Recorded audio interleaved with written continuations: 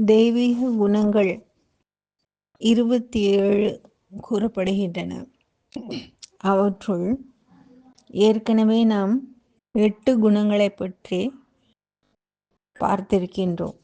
இன்று எளிமை, அகிம்சை என்ற 2 குணங்களைப் பற்றி பார்க்கலாம். எளிமை என்பது புற தோற்றத்தில் மட்டும் எளிமையாக இருப்பது அல்ல. அவர்களுடைய நடவடிக்கைகள், பேச்சு எல்லாவற்றிலும் எளிமை இருக்க வேண்டும். வள்ளலாருடைய ஒரு பாடல்ல கால் மேல் கால் போட்டு இருக்கவும் அஞ்சினேன்னு சொல்றார். ஒரு குறிப்பிட்ட அளவு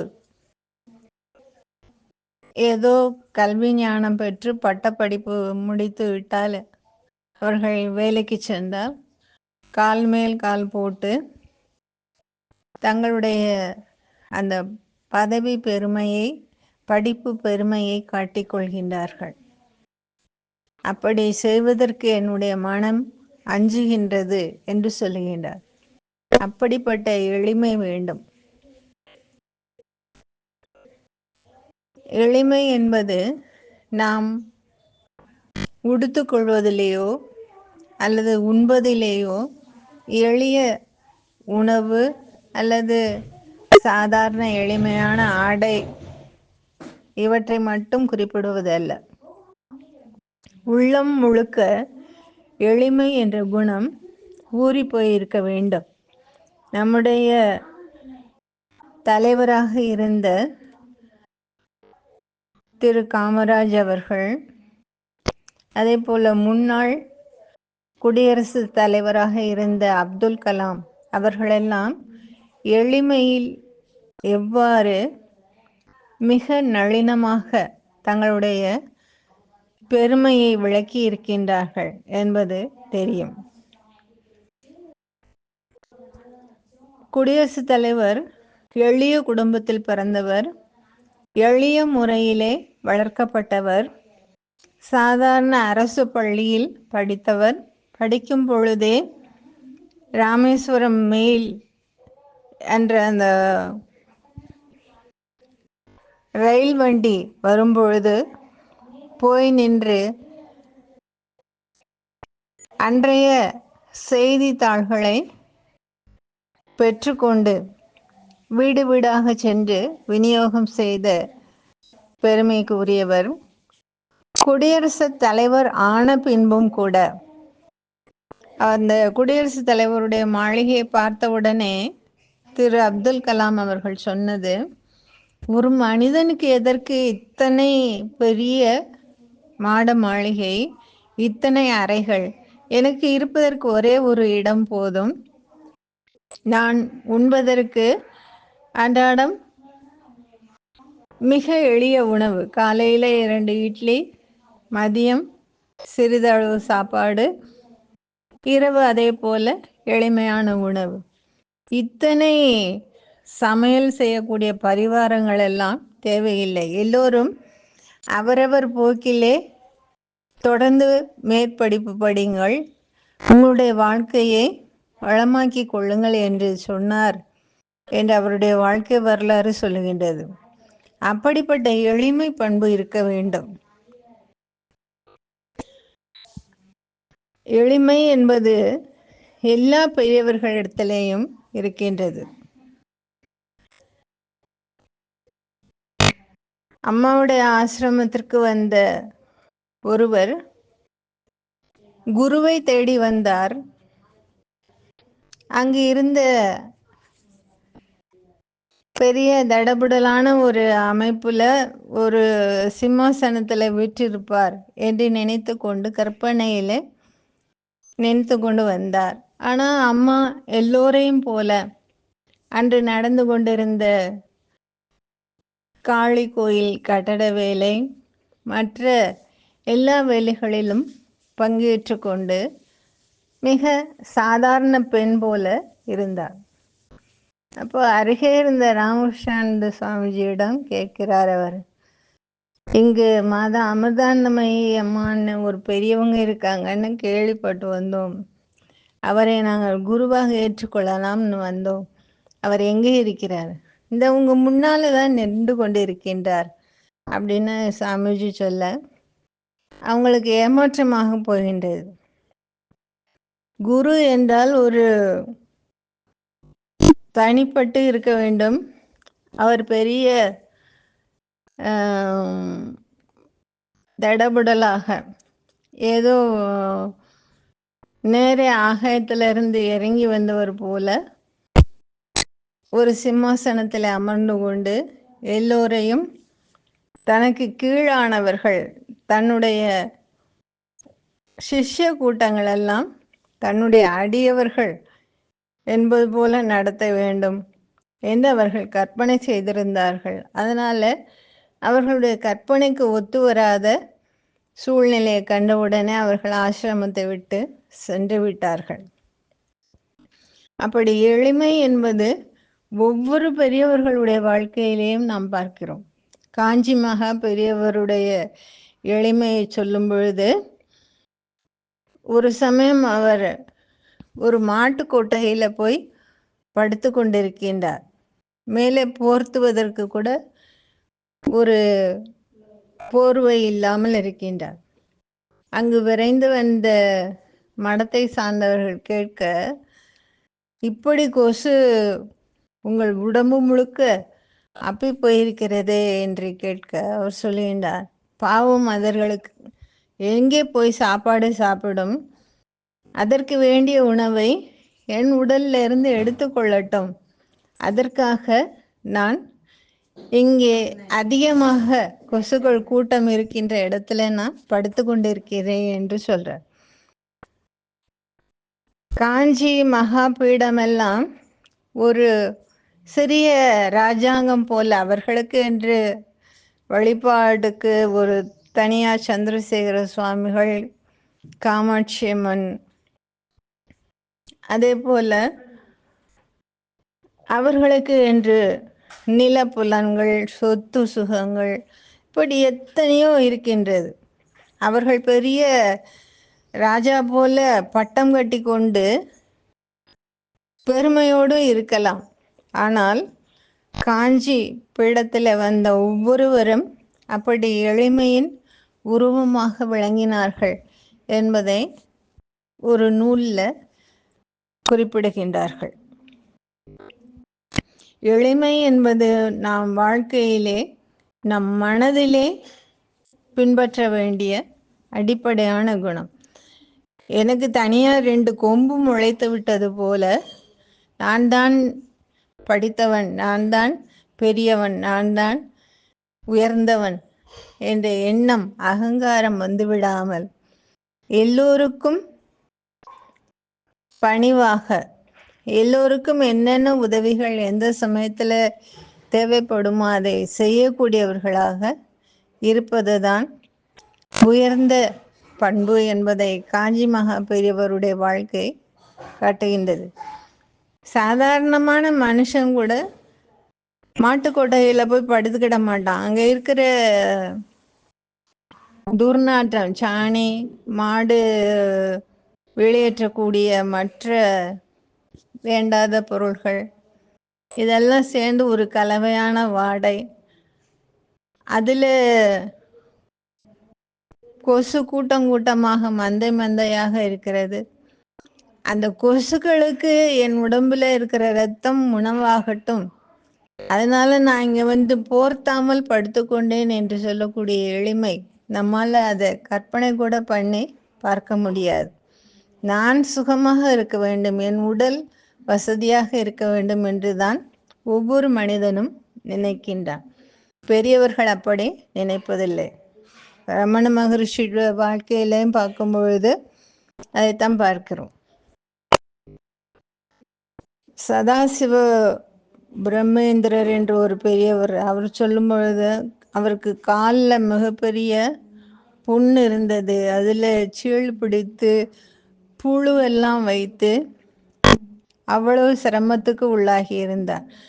அப்பொழுது அந்த ஒரு புண் பகுதியில் இருந்த ஒரு சின்ன புழு கீழே விழுந்து விட்டது. அதற்கு அவர் சொல்லுகின்றார், உன்னுடைய இடத்துல நீ இருந்து கொள், உனக்கு என்ன வேண்டுமோ அதை இந்த இடத்துல இருந்து தான் பெற்றுக்கொள்ள முடியும் என்று அந்த புழுவை தூக்கி மீண்டும் தன்னுடைய காலில் இருந்த அந்த புண் சீழ் பிடித்து அழுகி போகிற மாதிரி அவ்வளோ மோசமான நிலையில் இருக்கிறதுல வைத்து கொண்டார் என்று சொல்லுகின்றார்கள். இப்படியெல்லாம் பெரியவர்கள் தங்களுடைய உடல் வேறு, தங்களுடைய ஆன்ம நிலை வேறு என்பதை உணர்ந்தவர்களாக, உண்மையிலே அனுபூதிமான்களாக இருந்ததனால்தான் மற்ற உயிரினங்களுக்கு தங்கள் உடலிலே இடம் கொடுத்து, தங்கள் உடல் எப்படி வாடி வதங்கி போனாலும் பரவாயில்லை, மற்ற உயிரினங்களுக்கு அது உணவாக மாறுகின்றது என்றால் அதிலேயும் ஒரு மகிழ்ச்சி இருக்கின்றது என்று நினைத்தார்கள். அதுதான் வாழ்க்கையிலே எளிமை என்ற பண்பு.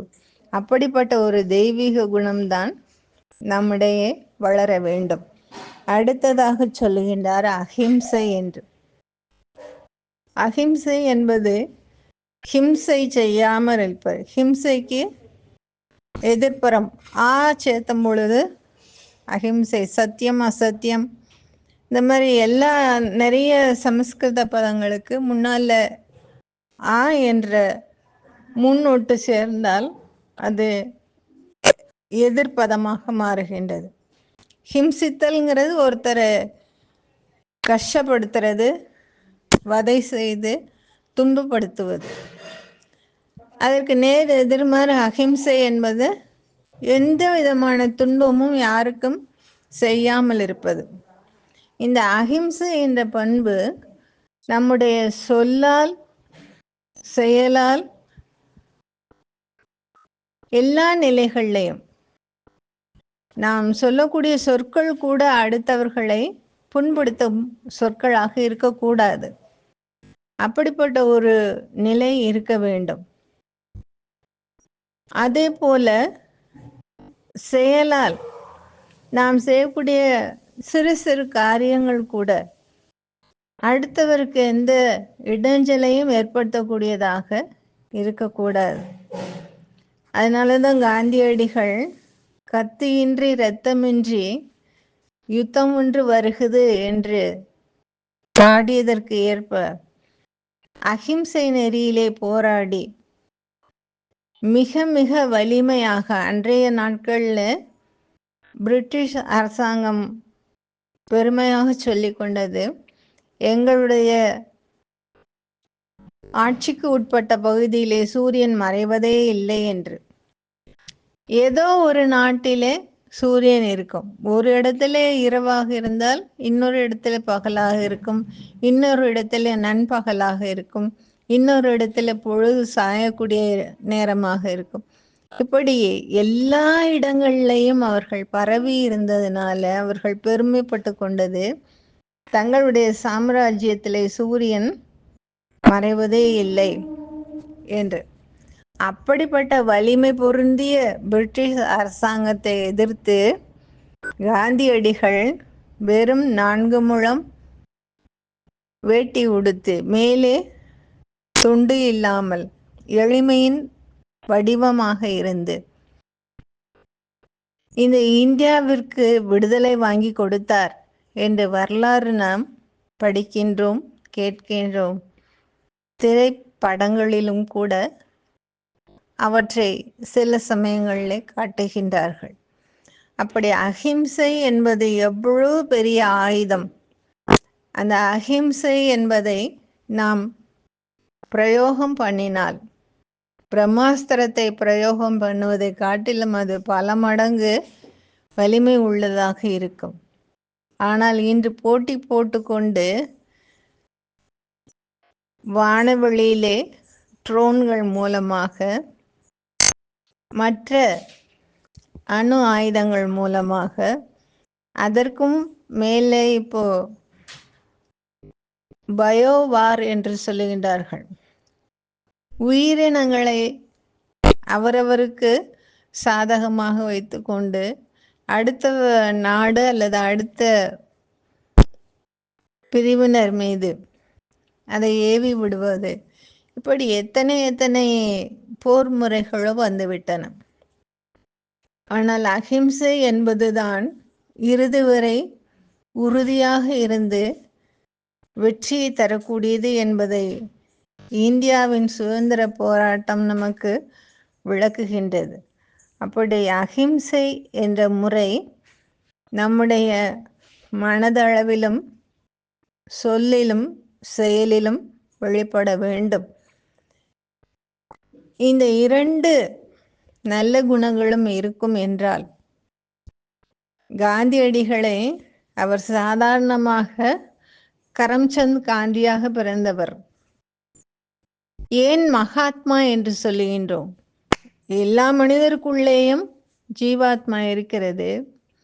ஆனால் காந்தி மட்டும் ஏன் மகா ஆத்மாவாக, மிகப்பெரிய ஆத்மாவாக மாறினார் என்றால், அவருடைய எளிமை குணமும் அந்த அஹிம்சை வழிமுறைகளை அவர் பின்பற்றியதும் தான் அதற்கு காரணம்.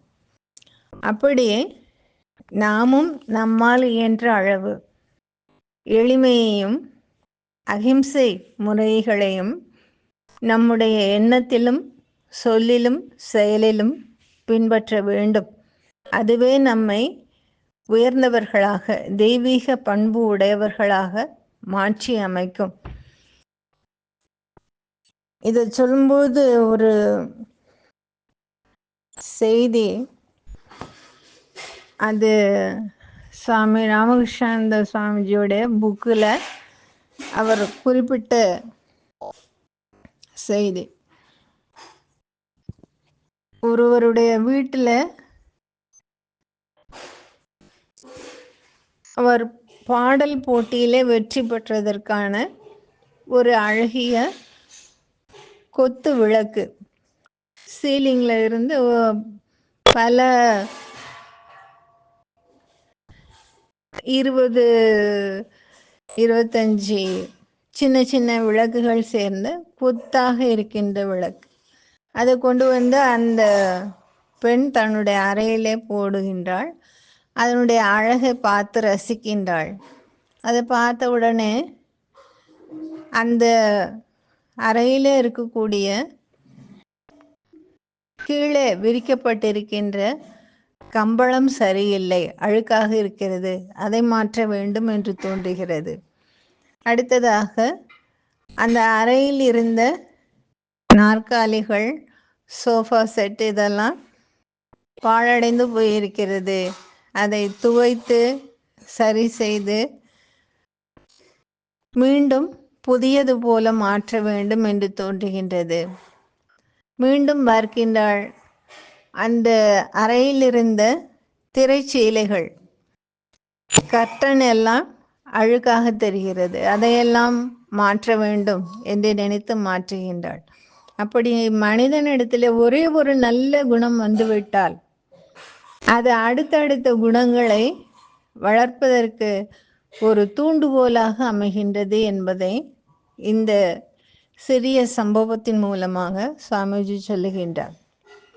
அந்த ஒரு விளக்கு வந்தது அறையிலே இருந்த மற்ற குற்றம் குறைகள் எல்லாம் நீக்கி அறையை மீண்டும் புதியது போல புது பொலிவோடு அழகோடு மாற்றுவதற்கு உதவியது. அதுபோல நம்மிடத்திலே இந்த பகவான் 3 ஸ்லோகங்களில் பட்டியலிட்டு 27 தெய்வீக பண்புகளை சொல்லுகின்ற வரிசையிலே ஏதாவது ஒரே ஒரு நல்ல குணம் வந்துவிட்டால் அந்த நல்ல குணம் மற்ற நல்ல குணங்களை எல்லாம் நிச்சயமாக தானே இழுத்து கொண்டு வந்து நம்மை திருத்தி அமைக்கும். அப்படிப்பட்ட ஒரு நிலையை எல்லோருக்கும் பகவான் ஸ்ரீ கிருஷ்ணரே அருள் புரிய வேண்டும் என்று வேண்டி கேட்டுக்கொண்டு இத்துடன் நிறைவு செய்கின்றேன். நன்றி, வணக்கம்.